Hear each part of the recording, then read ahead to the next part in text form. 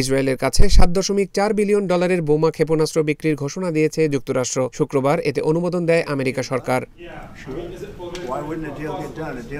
মার্কিন প্রতিরক্ষা নিরাপত্তা সহযোগিতা সংস্থা DSCA জানায়, পররাষ্ট্র মন্ত্রণালয় $6.75 বিলিয়ন বোমা, গাইডেন্স কিট এবং ফিউজ বিক্রির অনুমোদন দিয়েছে।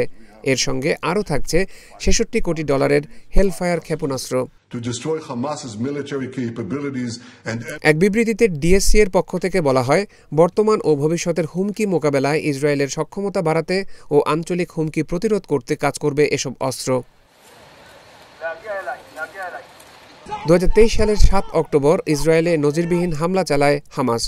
এরপর থেকে গাজা উপত্যকায় নির্বিচার বিমান ও স্থল হামলা চালিয়েছে ইসরায়েল। সেই সঙ্গে ভূখণ্ডটির হাসপাতাল, স্কুল, শরণার্থী শিবির, মসজিদ, গির্জা সহ হাজার হাজার ভবন ক্ষতিগ্রস্ত বা ধ্বংস হয়ে গেছে। গাজায় যুদ্ধবিরতি সত্ত্বেও ইসরায়েলকে 2000 পাউন্ডের শক্তিশালী একটি বোমার চালান দিয়েছেন মার্কিন প্রেসিডেন্ট ডোনাল্ড ট্রাম্প। এর আগে সাবেক মার্কিন প্রেসিডেন্ট এই বোমার চালান আটকে দিয়েছিলেন।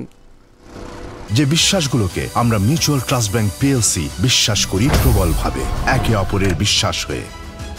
Mutual trust bank, you can bank on us.